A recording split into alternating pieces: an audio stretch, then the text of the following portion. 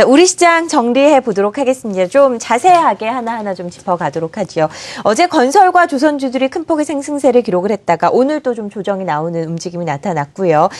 전반적으로 계속 순환매가 좀 연출이 되는 것 같은데 시장 앞으로 어떤 전략이 유효할지 자세하게 설명 부탁드립니다. 네, 그 주식을 형성하는 데 있어서 중요한 게 이제 성장성, 안정성, 수익성 이렇게 놓고 본다면은 지금 그 코스피 상위 종목들은 일단은 성장성이 약간 둔화됐다라고 일단은 보시면 될 것 같습니다. 왜냐하면 그런 논리가 될 수가 있는 부분이 건설주 같은 경우에는 지금 저가 수주도 있고 여러 가지 지금 4분기에 일시적인 악재를 다 털어냈다고 하더라도 수주가 이제 신규 수주와 함께 저가 수주가 이제 나올지 그런 부분에 있어서 일단은 그 이익 면에서 조금은 둔화될 수 있다는 그런 영향을 말씀드릴 수가 있을 것 같은데요. 잠시 화면을 보시면서 말씀을 드리도록 하겠습니다. 화면을 보시게 되면 앞서 말씀드렸던 한국전력 차트인데요.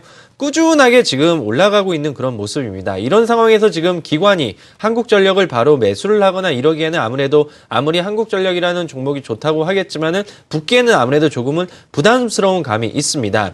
이런 상황에서 이제 은행업종의 대표적이라고 할 수 있는 KB금융을 놓고 본다면 이 긴 굵은 선이 200일 이동평균선인데 이 200일 이동평균선 밑에 있다가 올라오는 이런 조금은 어느 정도 낙폭이 과대됐다라고 판단될 만한 그런 업종 쪽으로 지금은 기관 쪽에서 매수가 들어오는 걸 확인할 수가 있습니다.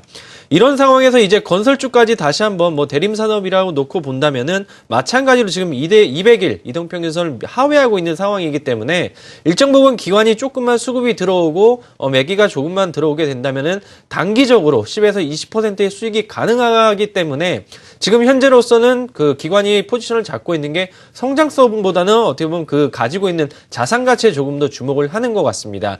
그렇기 때문에 지금 건설업종이라든지 은행업종이 올라오는 이유가 어떤 밸류에이션에 대한 매력도가 중소형주보다는 이제 대형주 쪽으로 많이 쏠렸기 때문에 기관이 이쪽으로 많이 매수를 한다라고 보시면 될 것 같습니다. 이런 상황에서 이제 건설업종 중에서 조금은 다른 모습을 보이고 있는 종목이 바로 하나 있는데요. 바로 현대산업입니다. 네, 오늘 다른 종목도 주춤하는데 현대산업개발은 또 상승 마감을 했죠. 네, 맞습니다. 현대산업 같은 경우는 아시다시피 우리나라 국내 주택업체 1위입니다. 네. 결국 부동산 경기가 지금 다시 꿈틀꿈틀하고 있는 걸 지금 확인할 수 있는 근거 중에 하나라고 볼 수 있는 게 바로 현대산업인데요. 그렇기 때문에 이제 주택업체와 관련된 주택시장과 관련된 그런 종목 과 업종으로 조금은 눈을 보시는 게 좋을 것 같습니다. 가령 인테리어 관련주라고 할 수 있는 KCC라든지 LG하우시스도 지속적인 신고가가 나오고 있는 상황이고 금일 코스닥에서 가장 많이 매수가 들어왔던 삼목 에스폰 같은 경우에는 재개발 관련된 그런 관련주로서 분류가 되고 있기 때문에 분양시장과 관련된 그리고 주택시장과 관련된 그런 업종들에 대해서는 한 번 더 체크해 주실 필요가 있을 것 같습니다. 결론적으로는 이제 시가총액 상위 종목들의 어떤 밸류에이션에 대한 매력도 로 인해서 단기적인 상승도 가능하고 어느 정도 지금 중소형 업종에 대해서 단기 조정이 예상되지만 지속적으로 중소형 업종에 대해서는 관심이 필요할 것 같습니다. 네, 중소형주에 대한 관심을 유지하면서 조금 밸류에이션 매력도가 높아지고 있는 은행, 건설 중에서는 또 현대산업개발을 좀 자세하게 살펴보자라고 말씀을 하셨습니다. 조선주에 대한 이야기 물어보지 않을 수가 없습니다. 조선주 같은 경우에는 최근에 또 좋은 흐름을 보이다가 오늘 현대중공업을 기준으로 2% 넘게 빠지면서 마무리가 되는 것 같은데요.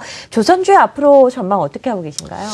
작년까지만 하더라도 이제 조선주를 조금 긍정적으로 봤었는데 그렇죠. 조선주 같은 경우에는 실적에 대해서 조금은 다릅니다. 다른 건설이나든지 IT 같은 경우에는 한 해 실적이 바로 다음에 잡히는 그런 어떤 회계 처리를 하고 있는데 조선 같은 경우에는 그 전에 수주를 했었던 가령 3년 전에 수주했던 부분이기 때문에 조선 같은 경우에 그동안 수주가 그렇게 좋지 않았고 저가 수주입니다. 그렇기 때문에 이제 신규 수주가 가장 중요하기 때문에 이러한 조선주에 대해서는 지속적인 관심이 필요할 것 같습니다. 네, 조선주의 움직임까지 좀 체크를 해봤습니다.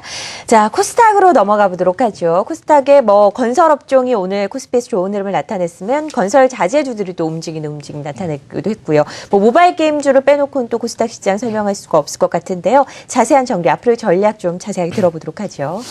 네, 코스닥 우리나라 시장 같은 경우에 보더라도 테이퍼링에 대한 그 부분이 끝난 다음에 우리나라 시장만 그나마 상승 추세를 거리는 게 아니라 끝난 이후에 미국 같은 경우에 다시 사상 최고치를 경신했고 일본 지수만 제외하고 대부분의 전 세계 증시가 좀 상승 여력을 좀 보여주었다 볼 수 있겠습니다. 그렇기 때문에 지금 현재 우리나라에 대한 그 4분기 실적도 발표도 거의 마무리되는 가운데 4분기 실적이 그렇게 좋지 않은 상황에서 어떤 수급적인 면을 기대할 수밖에 없는 상황이라고 볼 수 있겠고요. 코스닥 지수 같은 경우도 코스피 대비해서는 그나마 좀 상승 여력을 지금 보여주었지만 일별 차트로 본다고 한다면 거래량이 굉장히 좀 감소한 모습이 좀 나타났다고 볼 수 있겠습니다. 차트를 보면서 잠깐 말씀을 드리면요. 우선 작년에 2월 6일 이후에 거래량이 코스닥 지수도 굉장히 감소하는 모습이 나타나주고 있다고 볼 수 있겠고, 다만 이제 수급적인 면에 봤을 때는 이 기관 쪽에 특히 연기금 쪽에서의 매수세는 그나마 유지되고 있다고 볼 수 있겠습니다. 반면에 테이퍼링 끝난 다음에도 외국인의 수급은 오히려 약간 매도 방향을 틀었다는 모습을 보여줄 수 있겠고요. 그렇기 때문에 지금 중소형주 장세는 펀드 물량에 키를 쥐고 있는, 어떻게 보면은 그 연기금 쪽에서의 매수 여력이 굉장히 중요하다고 볼 수 있겠고, 그렇기 때문에 최근 같은 경우에 연기금 쪽에서 사는 종목을 본다고 한다면 CJ ENM, 루멘스, GS 홈쇼핑 2월 달에만 이렇게 추정으로 봤을 때 가장 크게 샀던 종목들을 관심 있게 다시 한번 보는 게 좋지 않을까라는 생각이 많이 들고 있고, 외국인 쪽에서의 매도 패턴이 약간 유지되고 있는 가운데 그나마 외국인들이 콧에 샀던 위메이드, CJ 오쇼핑, 인스터파크, 서울반도체, 셀트리온선 이런 종목들은 다시 한번 2월 말이나 3월 초까지도 관심 있게 봐야 될 만한 종목이라고 볼 수 있겠습니다. 대부분의 종목들이 본다고 한다면 어떤 제조업체라기보다도 내수주 위주로 지금 가고 있기 때문에 그런 제조업체, IT나 자동차 이런 부품주들보다도 아직까지는 게임 업종이나 제약 업종은 다시 한번 관심 있게 봐야 되는 시장이지 않을까라는 생각이 듭니다.